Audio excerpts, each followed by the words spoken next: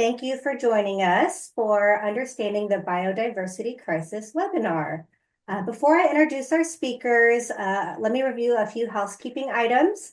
This webinar is being recorded and will be sent to all registrants afterwards, and it will also be on our YouTube channel. We highly encourage you to use our Q&A feature at the bottom of your screen to submit all questions. We will be reviewing those at the end. So let me introduce our speakers. First, we have Regan Smythe. Regan is NatureServe's Vice President for Conservation, Data, and Science.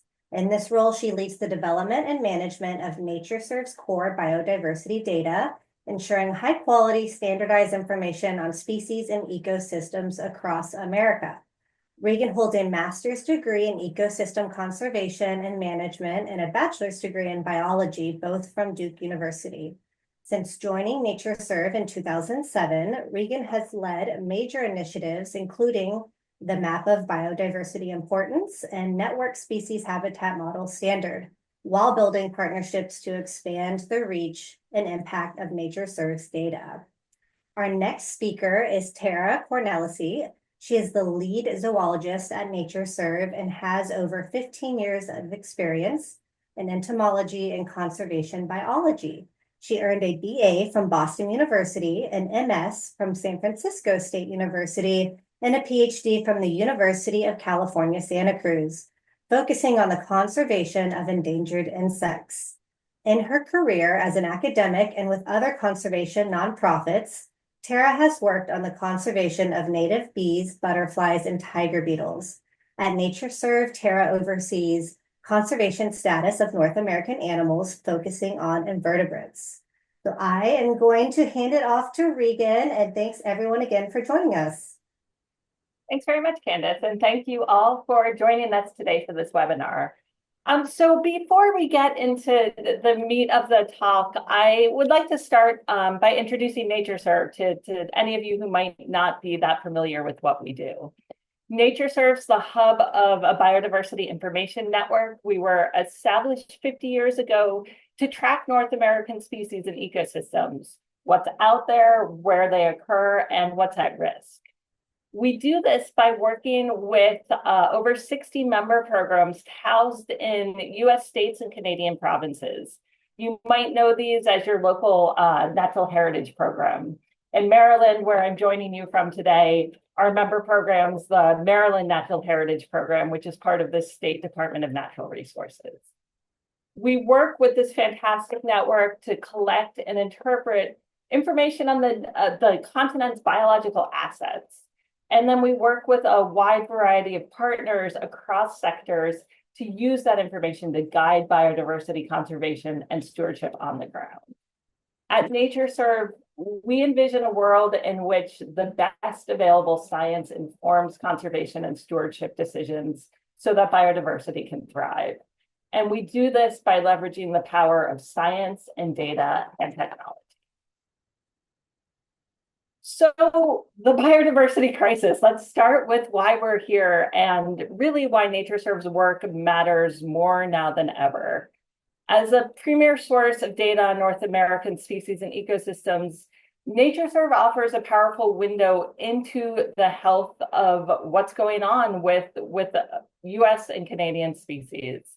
We provide that window into what's happening, and the view through that window is unfortunately pretty sobering. We truly are in the midst of a biodiversity crisis. We're experiencing what's being called the sixth mass extinction, a rapid human-driven loss unlike anything that's been seen since the age of the dinosaurs. This is the context in which NatureServe works and the reason that our data and our network and our insights are so essential. So let's talk a bit about what we mean by biodiversity. Biodiversity literally is the diversity of life that surrounds us. From the tiniest little microbes to big hunking brown bears to towering redwoods. It includes all different species, the ecosystems they form, and the genetic diversity within them. Biodiversity through those individual species and complex ecological processes is what feeds us and clothes us and houses us. It's the source for the goods we consume, and a source of innovation for medical advances. Biodiversity keeps our climate in balance. It regulates temperature. It stores carbon in forests and wetlands and oceans. And it protects us, buffering against natural disasters like floods and droughts and storms. In short, biodiversity both inspires and sustains human life. When we protect it, we're not just saving plants and animals, we're investing in our own survival, security, and future. But as I mentioned, biodiversity is disappearing at rates we've never before seen in human history.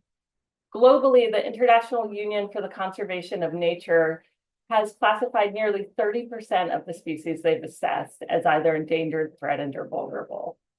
As you can see from the graph up here from the United Nations, the rate of extinction has skyrocketed since the Industrial Revolution, when human impacts on the landscape really intensified.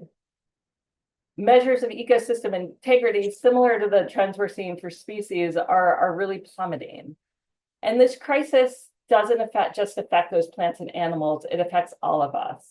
In fact, for several years now, the World Economic Forum has ranked biodiversity loss among the top global risks to economies and societies, right up there along with climate change and geopolitical instability. When we talk about the biodiversity crisis, people usually immediately think, of distant rainforests and remote mangrove swamps. You may have seen headlines like the one that's up there on the left. In 2022, a major global study found that 1 in 5 reptile species across the world faces extinction. But this isn't just a global crisis, it's also a crisis here at home. The other headlines on this slide are all specific to the United States and Canada. Up to 135 US tree species are at risk of extinction. Pollinators and other species are being lost at alarming rates on this continent. And as the map in the upper right shows, critical areas for biodiversity exist across the United States, across Canada as well, and not just in those wild or remote places you might think of. 90% of Americans actually live within 30 miles of an area that's been identified as being essential for conserving at-risk species.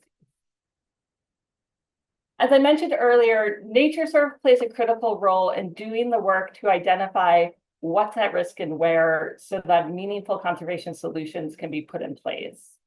One of the ways we do this is through something we call species status assessments, a scientific process that looks at rarity and threats and population trends to determine which species are imperiled or vulnerable to extinction. We apply a similar process to assess the health of ecosystems, identifying which are at risk of collapsing or disappearing altogether. So what are those assessments telling us? Globally, it's been estimated that there are 1 million species that may be at risk of extinction. Here in the US and Canada, NatureServe has identified over 12,000 at-risk species. In the US alone, our data show that 34% of plants and 40% of animals are at risk of extinction, and 41% of ecosystems are at risk of range-wide collapse. This paints a pretty clear picture. The biodiversity crisis isn't some distant threat. It's happening right now. It's a present reality, and it's happening right here in the countries we live in. Not all species are declining. Science tells us which ones are and which ones are okay for now. What you're looking at on this chart is the proportion of different taxonomic groups that are at risk. Each row is a different group. So we have moths and mammals and crayfish. The colors show the conservation status of those species. So red, orange, and yellow respectively represent the proportion of each species group that's critically imperiled, imperiled, or vulnerable. There's some pretty interesting patterns here. Looking at the different kinds of vertebrates, the birds, mammals, and reptiles, it's amphibians that are most at risk, with 42% of frogs, toads, and salamanders classified as vulnerable or imperiled. This is really because these species have really complex life cycles that require both aquatic and terrestrial habitats, which makes them really vulnerable to habitat loss, pollution, and climate-driven changes in water availability. Vertebrates as a whole, though, aren't as at risk as some of the other species groups. Beautiful birds and these cute fuzzy mammals are often what capture our attention and imagination and drive conservation investments. But the data tell us that it's actually freshwater invertebrates, animals like mussels and crayfish and shrimp, that have higher levels of risk. These might not be nearly as charismatic to our human eyes, but these animals are really critical to ecosystem functions, filtering the water of rivers to keep it clean and clear, and forming the base of the food chain on which all that other life depends. As Tara will share later, pollinators like the digger bee that's shown on this slide also really warrant our attention and are seeing some concerning trends. And one of my personal favorites, I'd hazard to guess that most people on this call rarely even think about them, but terrestrial snails are actually the most at-risk group of species. So let's talk a little bit about what this means across the United States. And I apologize for the Canadians on the call that I don't have similar maps in this presentation to show, though we do have this data for Canada. The maps here show patterns for where at-risk species are concentrated. So the proportion of species within a state that are considered at risk. The first one up here is for plants. What we're seeing is a high amount of risk, particularly in the Southeast and Southwest, where diverse topography and soils have really led to a proliferation of species that are adapted to really highly specific habitats and often have pretty constricted ranges, which makes them especially rare and vulnerable. The pattern for animals is a little bit different, a little more diffuse.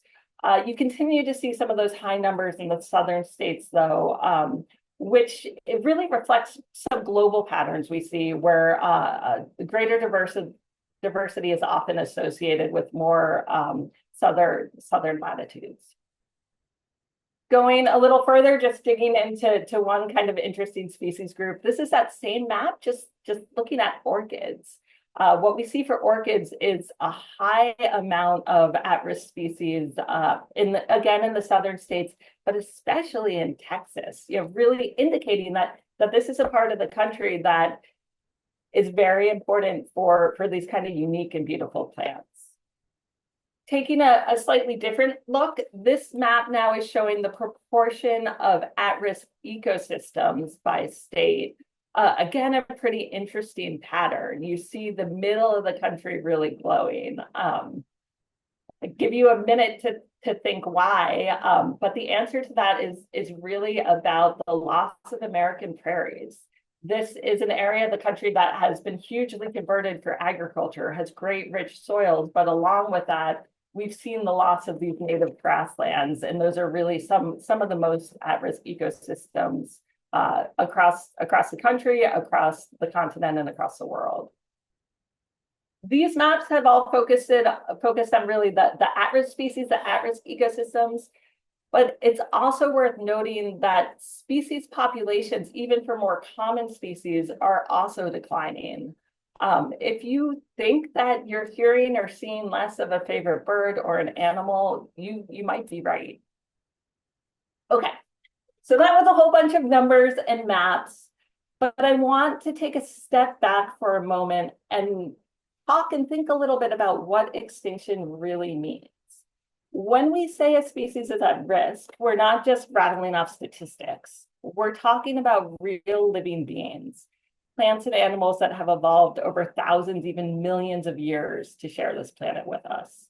Some are familiar, some you've probably never heard of, but all of them play a role in ecosystems that support life, including our own. And honestly, when I take a moment to really think about these species, their beauty and their uniqueness, their role in nature, their role in culture, it gives a sense of awe. It's a big part of why I do the work I do at NatureServe. The California condor, which is up on this slide, is just one example. I just mentioned the beauty of all these species. Fair enough, the condor probably isn't going to be the bird that wins beauty contests, but it is really incredible. This bird has a wingspan that stretches nearly 10 feet. That's pretty much the length of my two children lying head to head. It's enormous, the largest bird in North America. It can soar 15,000 feet in the air and ride air currents for hours, barely flapping its wings. Maybe even more impressive, the California condor is the last surviving member of its genus, Hypnogyps. Its ancestors once soared above the entire continent from British Columbia to Florida. After the last ice age, as giant mammals like woolly mammoths disappeared, so did much of the condor's food supply. Just think about that for a second. This bird ate woolly mammoths. It's pretty darn cool. But as that food dwindled, its range began to shrink. And then what really pushed the species to the brink were human pressures, habitat loss, lead poisoning, and the devastating effects of DDT, which thinned eggshells.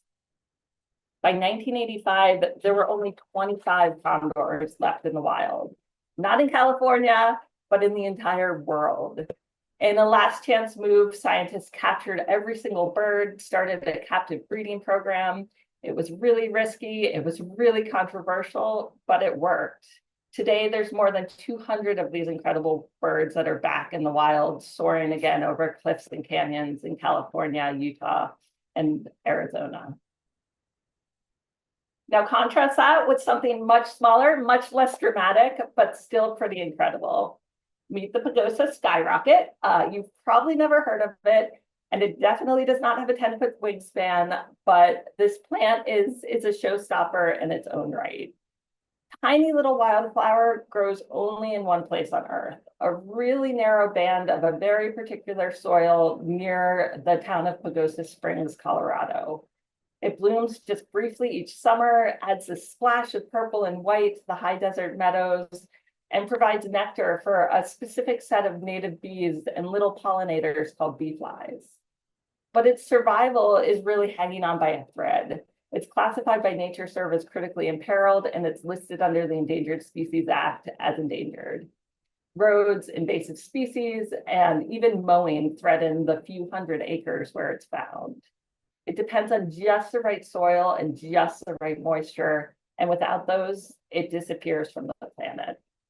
And that's the quiet side of biodiversity. It's not always sweeping landscapes or really iconic animals. Sometimes it's just a wildflower that blooms quietly in the corner of a mountain town, but still plays this really vital role in keeping ecosystems going. Those were both examples from the American West. As I mentioned earlier, species at risk of extinction are found all across the US and Canada. And two especially threatened groups, as I mentioned earlier, are frogs and mussels. Here are just two examples of those species, which our partner in Colorado, or South Carolina, the South Carolina Natural Heritage Program is working to conserve. On Carolina's coastal plain, the gopher frog, this cute little guy on the left, depends on temporary wetlands for breeding and underground burrows for shelter. But these unique habitats, along with the longleaf pine forests they occur in, are disappearing and putting the frog's future at risk. The Carolina heel splitter is a rare freshwater mussel that's found in rivers and streams a little inland in the Carolinas. Its name means exactly what you think. It has really sharp edges, known to cut the heels of people walking in riverbeds. Or at least it once might have, because now the species is exceedingly rare. The heel splitter plays a really vital role in filtering water and maintaining those healthy aquatic ecosystems, but it itself is really sensitive to water quality and is critically endangered due to pollution and habitat destruction. I just talked a lot about threats to 3 specific species, gave you some examples. Want to pull back a little bit again and talk about the big picture. But before I do that, we're hoping to make this a little interactive. So Candace, I think, is going to pop up a poll to let you all enter your thoughts on what you think the biggest threats are to biodiversity across the US and Canada. I'll give you a minute to answer that.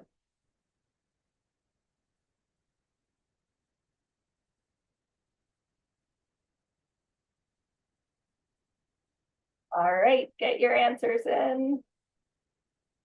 Still coming. Okay. I'm going to end the poll and put up the results. Hopefully you can all see that.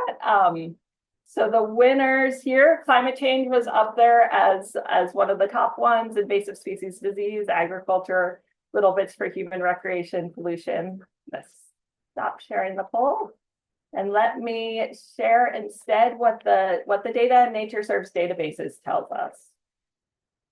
So that was a little bit of a trick question because the answer is it's not just one thing that affects all biodiversity the most, but the threats are really dependent on specific taxonomic groups. Invasive species and disease are a really common threat across groups, but other threats are more specific for certain groups of species. For example, disturbance of fragile soils from recreational use by off-road vehicles can be particularly devastating for at-risk plants, while dams and other alterations to river habitat threaten many freshwater species. Climate change is showing up on this list, particularly under terrestrial animals. We know, though, that this is a bit of an underrepresentation. The work is still going on to understand the impacts of climate change on species. And as we do those studies, we expect that risk to rise in importance as most of you anticipated. One other thing to note, most species declines, though, aren't based on a single threat. They're based on threats, multiple threats acting together. By identifying and addressing these threats, that's really the source of coming up with effective conservation strategies. So where does that leave us? By collecting and analyzing these data, we're able to provide that solid scientific foundation for crafting those smart, targeted conservation solutions. Our network of partners, along with NatureServe's own team of botanists and zoologists and ecologists and data scientists, we collect that data from across the US and Canada. We do that science to understand what's at risk, where it lives, and what threats need abatement. Our technology team then builds tools to make that knowledge actionable, getting critical information into the hands of land managers, policymakers, and communities. And through that, the world's empowered to take the actions that are needed to protect species and the habitats and really change the trajectory of the extinction crisis. I'm going to return to some of those threats and those solutions at the end of the presentation. But before I do that, I'm excited to hand things over to my colleague, Tara, who's going to give a deeper dive into the specific challenges facing pollinators and what they need. All right. Thank you, Regan. So thanks all for being here. I'm excited to also be here to share with you a unique and timely analysis that we did at NatureServe to answer the question, what is the status of pollinators in the United States and Canada? So we at NatureServe, we're uniquely suited to answer this question due to our vast network that Regan described in the beginning, but also all of the great data that we have, as well as our ability to rank species using the NatureServe rank calculator. So I'm going to share results of an analysis with you on the status of pollinators that we recently had published in the Proceedings of the National Academy of Sciences. So what is a pollinator and why were we interested in their status? Well, we defined pollinators as animals that transfer pollen while feeding on flowers, so usually feeding on nectar or pollen. And we included the major pollinator groups such as well-known bees, butterflies, moths, as well as birds and bats. And we also included some beetles and flower flies. We were interested in their conservation status because they're immensely important. It's kind of a well-known fact that they pollinate about 1/3 of our crops. So they provide us with a lot of fiber and food, and particularly nutritious food like fruits and vegetables.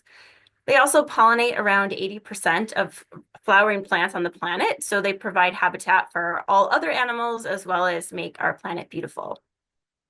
We were also really interested in this question on the status of pollinators because they're known to be declining. So you may have heard that insects specifically are declining around 2% per year on average, but the groups of insects that are being hit the hardest are the pollinators. So at NatureServe, we spent the last several years ensuring that our conservation status ranks of pollinators are up to date so we could analyze how they're doing.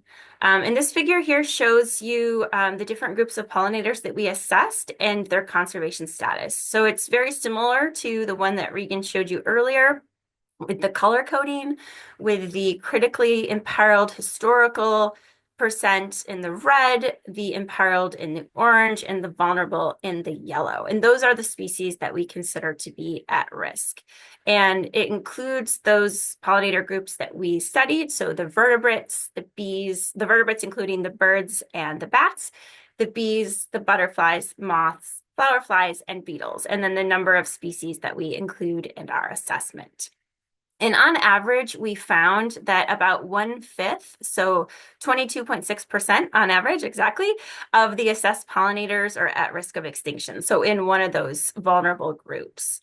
And you can see here, similar to kind of what Regan showed you earlier, we found over 30% of the bees were at risk. And that was the group that had the highest percent at risk. And this is followed by butterflies and moths that are closer to that 20% average. The rich NatureServe rank dataset also allows us to analyze the threats to these species. And we wanted to know what is threatening those pollinators that's leading to this high level of at-risk species. And we found that the three major drivers of pollinator at-risk status were climate change, agriculture, and habitat loss, mostly due to development. So Regan kind of just talked a little bit about this, but climate change came out for us as the top threat to pollinators during these recent assessments. Climate change impact to pollinators are many, includes disrupting their life cycles through increased temperatures, increased droughts, more frequent and severe storms, as well as reduced snowpack. And that's one I think that a lot of folks don't think about, but it's really important for especially pollinating insects and other types of insects that overwinter in areas with snow. They overwinter as eggs or larvae. And so they really are dependent on that high snowpack layer that provides insulation during some severe winter temperatures. So loss of snowpack can be a big detriment to these species. Climate change can also lead to something called phenological mismatch, which, for example, is when host plants either bloom or come out too early due to changing climate cues, and then that causes a potential mismatch with the pollinators that depend on them.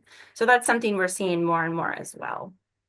Agriculture and habitat loss, such as especially due to development, are also threats, and that this leads pretty much directly to the loss of wildflowers as well as host plants and also nesting sites.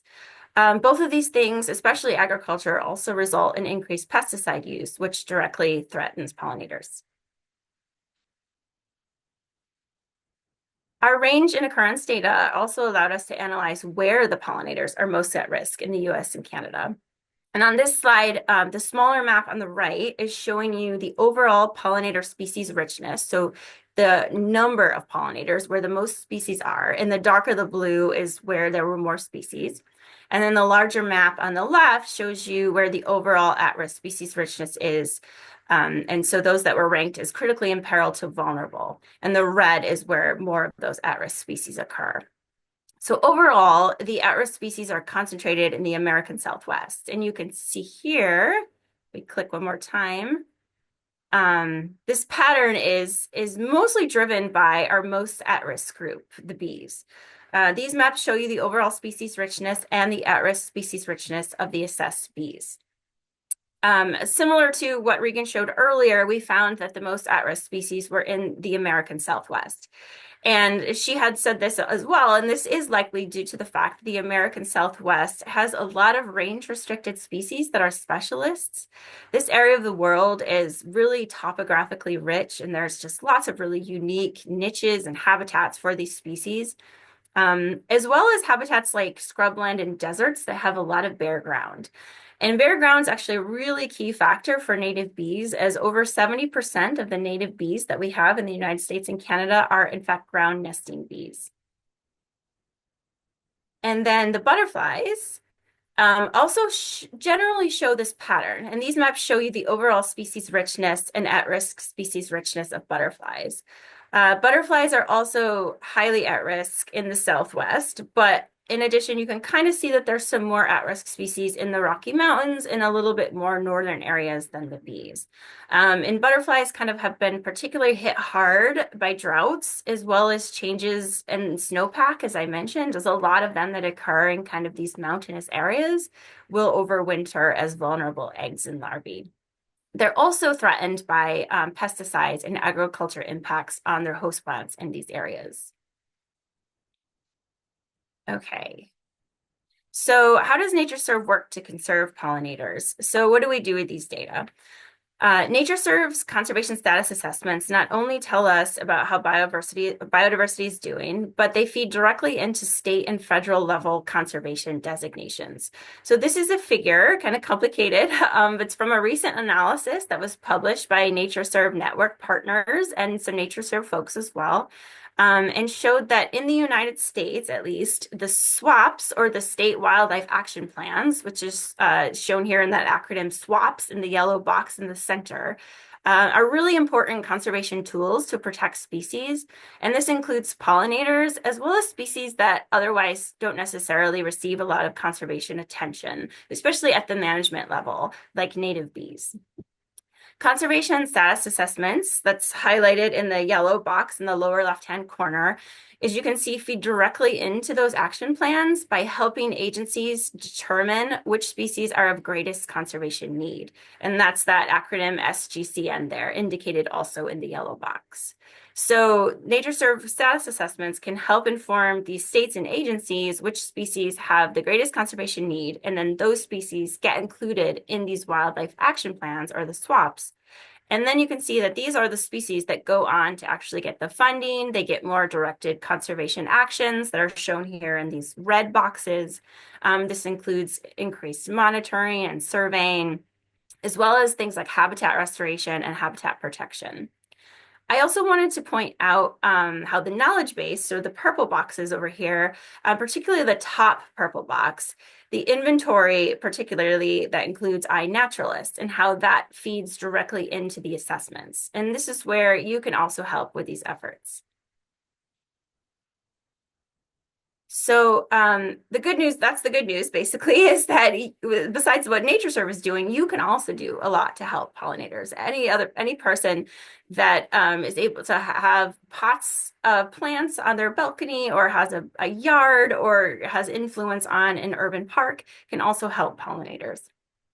So here are some lots of different things that you could do. So just kind of going through some of these, you can plant flowers of a wide variety and try to do it as year-round as you possibly can. I know some of you, as I saw your locations, live in areas where the winter is pretty cold, so maybe you can't have flowers all year, but you can plant them as close to all year as you possibly can for the different life stages of pollinators. It's also important to replace invasive or non-native plants with natives, because native plants tend to have evolved with these pollinators and can serve as really important host plants. Of course, it's extremely important to eliminate the use of pesticides and try not to buy plant starts or plant seeds that have been treated with pesticides. My favorite thing you can do here, and one that I think a lot of folks don't think about, is to leave the leaves, or not just the leaves, but other downed and dead vegetation.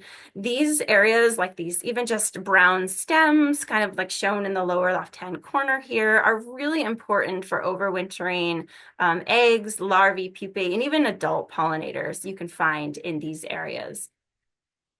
And if you don't have, like I said, if you don't have a yard or area to leave this kind of thing, you can encourage your local parks to do the same. Another thing you can do is to turn off the lights at night. This is especially important for our nocturnal pollinators like moths and bats. You can support conservation policies and programs, whether locally or nationally. And now that you know more about pollinators, hopefully a little bit more, you can educate others on the issues. And then finally, you can participate in community science, such as things like iNaturalist, or sometimes there's local programs or national programs that you can feed into as a community scientist. And as I showed you on the last slide, these efforts, especially, looking and monitoring where the pollinators are, can feed directly into our conservation status assessments, and then also into the conservation of these species. So that's it for kind of the pollinator case study. So I'll hand it back to Regan, who will talk to you more about what you can do for all of biodiversity.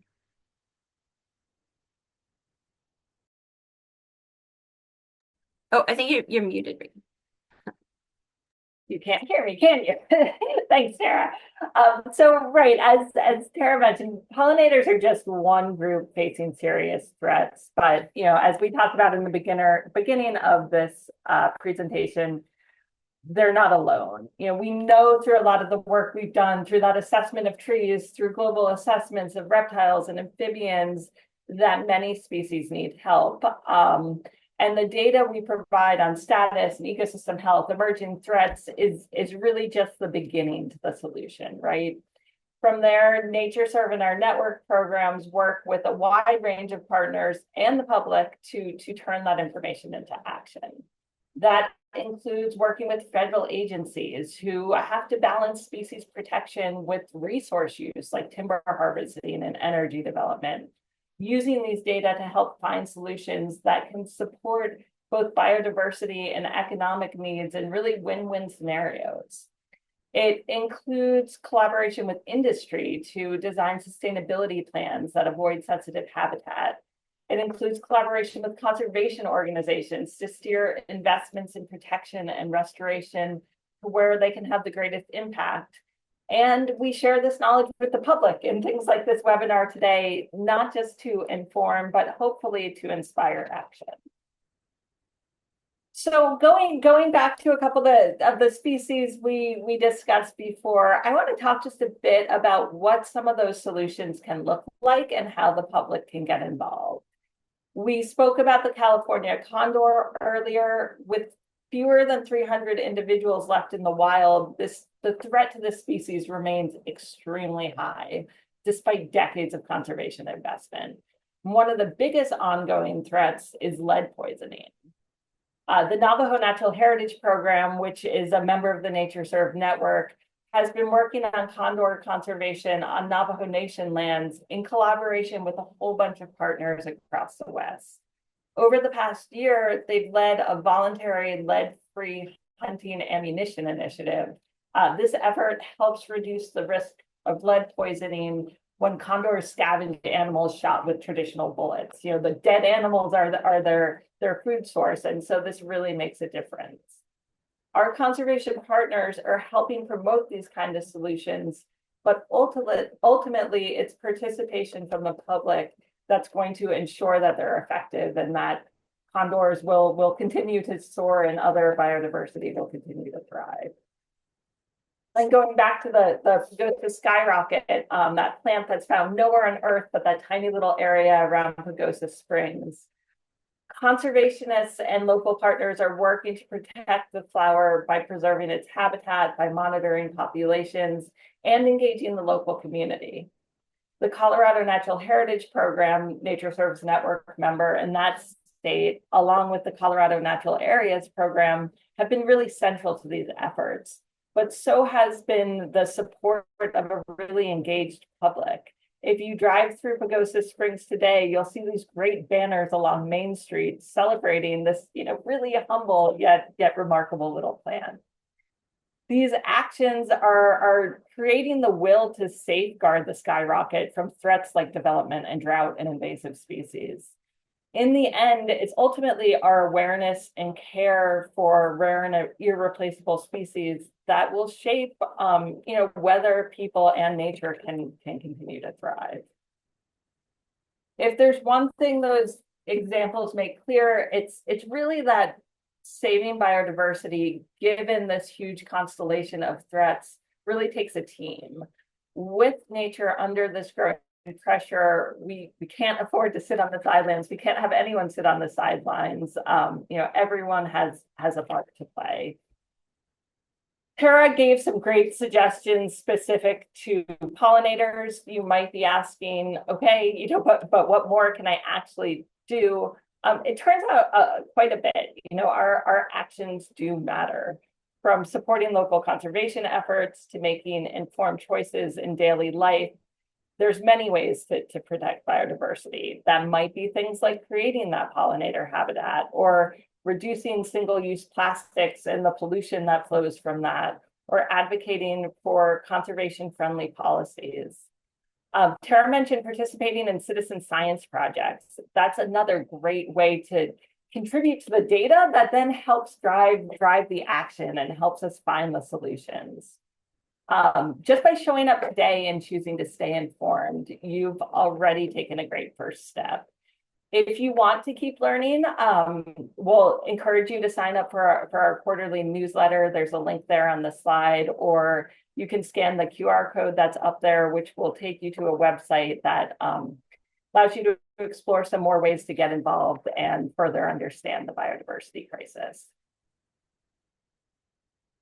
I can't end this webinar without pointing out that supporting NatureServe and our network of state and provincial partners is yet another way that you can really be part of the solution. We're in a pretty challenging moment right now, not just for nature, but for the science that protects it. As public funding becomes less reliable, the burden of supporting conservation science is falling more heavily on the private sector. That makes NatureServe's role as this aggregator of biodiversity information more vital than ever. For 50 years, we've been this backbone of a two-country network serving the conservation needs of the North American public. As a 501c3 nonprofit, we're pretty uniquely positioned to step up and continue to meet those needs in a changed landscape. But doing so, it depends on reliable support. With government priorities shifting, we expect that we're going to have to rely more and more on private donations to keep this critical work going. And so your support will really help to ensure that those birds, the bees, the Pagosa skyrockets have a bright future. It helps us keep the data flowing, the science strong, and the conservation community equipped to act. So if you do want to donate, the QR code's right up there on the screen. If you're interested in just learning more about our ongoing work, we hope you are. There's a variety of social media handles up on the screen where you can follow us. And finally, I'd like to end just by giving a big thank you to the Mitsubishi Corporation Foundation for the Americas for their support for this biodiversity awareness webinar, as well as the Park Foundation, which provided resources for much of the pollinator research that Tara showed today. And with that, I would like to thank you all for being part of this important conversation on Earth Day, and hope we can continue to work together for a more biodiverse future. With that, I will hand it over to Candace, I think, for questions. Great. Thank you, Regan and Tara. We do have a few questions that came in. A couple of them were asking about the map of biodiversity importance. Can you expand on what measures and factors are accounted for in determining biodiversity importance? Yeah, sure. So we talked a lot in the webinar today about how we figure out what's at risk, and that really is the first place to start. So in creating that map, we started by asking what species should be included. That map really focuses on where there are concentrations of at-risk species, where the urgency for conservation is greatest. So starting with knowing what's at risk, the next big question is where those things occur.